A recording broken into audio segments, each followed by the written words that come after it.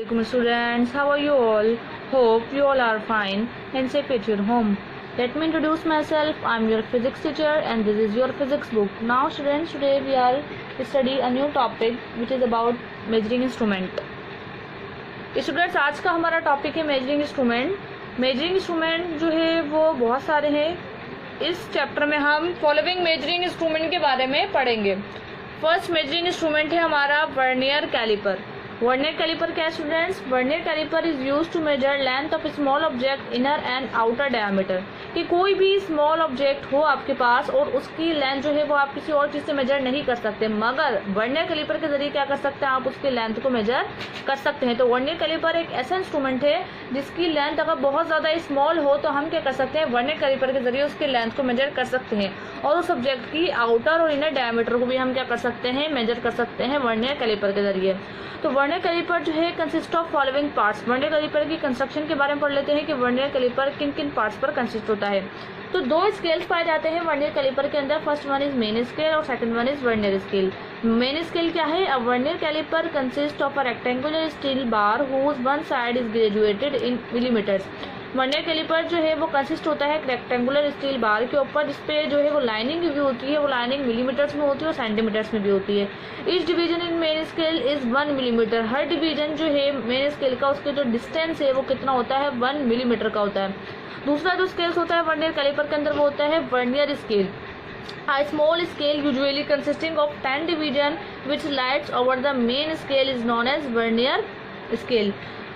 जो small scale यानी कि जो मेन स्केल है वो थोड़ा बड़ा होता है लेंथ के अंदर, जो वर्नियर स्केल होता है वो थोड़ा छोटा होता है और उसके ऊपर जो है वो लाइनिंग नहीं होती बल्कि 10 डिवीजन, नंबर ऑफ डिवीजन पाई जाती है 1 से लेकर 10 तक, ठीक है, जिसको हम कहते हैं वर्नियर स्केल। उसके अलावा दो टाइप के जॉज पाए जाते हैं वर्नियर कैलिपर में, अपर जॉज और lower jaws. The instrument has 2 jaws called caliper, यानी कि वर्नियर कैलिपर के अंदर 2 जॉज पाए जाते हैं जिनको हम कहते हैं caliper, which enables to measure the internal as well as external diameter of a cylindrical object। जिससे हम क्या कर सकते हैं, किसी भी ऑब्जेक्ट का इंटरनल और एक्सटर्नल डायमीटर, कोई भी सिलेंड्रिकल ऑब्जेक्ट हो उससे हम उसका इंटरनल और एक्सटर्नल डायमीटर को मेजर कर सकते हैं। उसके अलावा वर्नियर कैलिपर के पीछे थिन फ्लैट रॉड होती है, उसकी मदद से हम क्या कर सकते हैं कि किसी भी ऑब्जेक्ट की ब्रेथ को हम क्या कर सकते हैं, मेजर कर सकते हैं। Relatively thin flat rod is attached to the sliding scale on its back which enables it to measure the inner depth of the hollow cylindrical। कोई भी hollow cylindrical हो, खाली सिलेंडर, तो उसके जरिए हम क्या कर सकते हैं, उसके डेप्थ को मालूम कर सकते हैं उस थिन रॉड फ्लैट के जरिए। स्टूडेंट्स अब चलिए हम डायग्राम के जरिए स्टडी कर लेते हैं वर्नियर कैलिपर के पार्ट्स को। स्टूडेंट्स ये डायग्राम आपको दिख रही है, this diagram is vernier caliper. ये डायग्राम जो है वर्नियर कैलिपर की है। यहाँ पर आपको 2 स्केल्स नजर आ रहे होंगे। देखिए स्टूडेंट्स, ये वाला जो स्केल है ये बड़ा स्केल है, ये कहलाता है मेन स्केल, और ये वाला जो स्केल है वो कहलाता है आपके पास वर्नियर स्केल। इस स्केल के अंदर जो डिवीजन हुई हुई जो ग्रेजुएटेड लाइंस बनी हुई है, ये क्या तो मिलीमीटर में होती है या तो सेंटीमीटर्स में होती हैं। और इसके अलावा जो है यहाँ पर जो वर्नियर स्केल, आपको एक छोटा सा स्केल नजर आ रहा है, यहाँ पर नंबर ऑफ डिवीजन हुई हुई होती है 1 से लेके 10 तक नंबर ऑफ डिवीजन हुई हुई होती है और ये स्केल कहलाता है आपके पास वर्नियर स्केल। हमने बात की थी कि 2 टाइप्स के जॉज होते हैं वर्नियर कैलिपर के अंदर, अपर जॉज और लोअर जॉज। इन जॉज के जरिए आप क्या कर सकते हैं, किसी भी ऑब्जेक्ट की लेंथ को, किसी भी सिलेंड्रिकल ऑब्जेक्ट के लेंथ को या उसके डायमीटर को हम मेजर कर सकते हैं इन जॉज की मदद से। उसके अलावा एक पीछे की तरफ बैक पे वर्नियर कैलिपर के एक थिन फ्लैट रॉड होती है जिसके जरिए किसी भी होलो सिलेंडर हो हमारे पास, उसके डेप्थ को हम मालूम कर सकते हैं उस थिन फ्लैट रॉड के जरिए, ठीक है students. This is the construction of vernier caliper.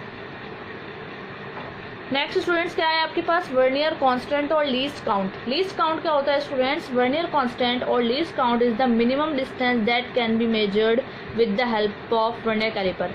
कोई भी इंस्ट्रूमेंट हो स्टूडेंट्स आपके पास, चाहे वो वर्नियर कैलिपर क्यों ना हो, लीस्ट काउंट क्या होता है आपके पास कि कोई भी इंस्ट्रूमेंट, ठीक है, उस इंस्ट्रूमेंट से आप जो मिनिमम मेजरमेंट जो से हासिल कर सकते हैं, वो मिनिमम मेजरमेंट जो है वो क्या होती है आपके पास, उसका लीस्ट काउंट होता है। जैसे अगर हम वर्नियर कैलिपर के लीस्ट काउंट के बारे में बात करें तो वर्नियर कैलिपर के लीस्ट काउंट को हम जो है लीस्ट काउंट भी बोलते हैं और वर्नियर कांस्टेंट भी बोलते हैं। तो ये लिखा हुआ है कि वर्नियर कांस्टेंट और least count is the minimum distance that can be measured with the help of vernier caliper. कि वो मिनिमम डिस्टेंस जो कि हम, वो कम से कम डिस्टेंस जो कि हम क्या कर सकते हैं, वर्नियर कैलिपर के जरिए मालूम कर सकते हैं, वो वर्नियर कैलिपर का लीस्ट काउंट कहलाता है या वर्नियर कांस्टेंट कहलाता है। मैथमेटिकली इसकी रिप्रेजेंटेशन क्या है, मैथमेटिकली हम इसको कैसे जो है वो रिप्रेजेंट कर सकते हैं, कैसे कैलकुलेट कर सकते हैं हम वर्नियर कैलिपर के लीस्ट काउंट को। तो फॉर्मूला क्या है आपके पास, LC means least count. Least count कैसे निकाल सकते हैं हम, small reading off on main scale, के मेन स्केल की जो स्मॉल रीडिंग है कि कौन सी मिनिमम रीडिंग है जो हम वर्नियर कैलिपर के जरिए मेजर कर सकते हैं, वो स्मॉल रीडिंग, और डिवाइड करने को उसको नंबर ऑफ डिवीजन और वर्नियर स्केल के number of division of vernier scale कितने आपके पास 10 डिवीजन है 1 से लेकर 10 तक। ठीक है, तो आपके पास जो स्मॉल मेजरमेंट है मेन स्केल की वो है स्टूडेंट्स याद रखिएगा हमेशा 1, जैसे अभी हमने बात की थी 1 मिलीमीटर जो है वो मेन स्केल पे जो रीडिंग है उनके दरमियान को जो डिस्टेंस है वो है 1 मिलीमीटर। तो 1 जो है वो क्या है, स्मॉल रीडिंग है आपके पास जो आप लीस्ट से हासिल कर सकते हैं वर्नियर कैलिपर से। और number of division vernier scale की कितना है 10, तो 1 को 10 से अगर हम डिवाइड करेंगे तो हम वर्नियर कैलिपर का लीस्ट काउंट जो है वो कैलकुलेट कर सकते हैं। और इस कैलकुलेट करने के बाद आपके पास आंसर आएगा 0.1 मिलीमीटर। स्टूडेंट्स यहाँ पर जो है वो स्टूडेंट्स आपके पास जो वर्नियर कैलिपर का लीस्ट काउंट है वो कितना है 0.1 मिलीमीटर। ठीक है स्टूडेंट्स, जब आप उसको मीटर में सेंटीमीटर में कन्वर्ट करेंगे तो आप इसको 10 से डिवाइड करेंगे तो ये सेंटीमीटर में कन्वर्ट हो जाएगा, तो क्या आ जाएगा 0.01 सेंटीमीटर।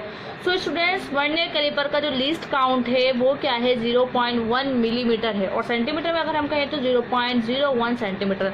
अगर आपके पास स्टूडेंट्स पेपर के अंदर शॉर्ट क्वेश्चन भी आ सकता है कि जो वर्नियर स्केल का जो लीस्ट काउंट है वो क्या है 0.1 मिलीमीटर और 0.01 सेंटीमीटर। ठीक है, और कभी आपसे ऑप्शन में दोनों ऑप्शन दिए जाए और बोले बोथ ए एंड बी, तो आप किस पे टिक करेंगे, बोथ ए एंड बी, यानी कि दोनों में से कोई भी आए आपके पास से दोनों ही आए तो दोनों ही सही आंसर है। हम 0.1 मिलीमीटर भी इसका लीस्ट काउंट ले लेते हैं और 0.01 सेंटीमीटर भी इसका क्या ले लेते हैं, लीस्ट काउंट ले लेते हैं। यानी कि 0.1 मिलीमीटर हम मिनिमम मेजरमेंट वर्नियर कैलिपर से कर सकते हैं, ये इसका क्या है लीस्ट काउंट है।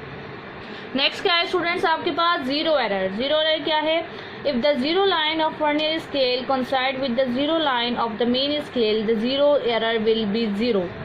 स्टूडेंट्स डायग्राम में अगर आप बुक में देखें तो अगर मेन स्केल का 0 वर्नियर स्केल के 0 से कोइंसाइड कर रहा है, ठीक है, अगर मेन स्केल का 0 वर्नियर स्केल के 0 से कोइंसाइड कर रहा है, मिल रहा है, आप क्या करेंगे चेक करने के लिए कोई भी इंस्ट्रूमेंट हो स्टूडेंट्स आपको पहले उसको चेकआउट करना होता है कि इसके अंदर कोई खराबी तो नहीं, कोई एरर तो मौजूद नहीं है।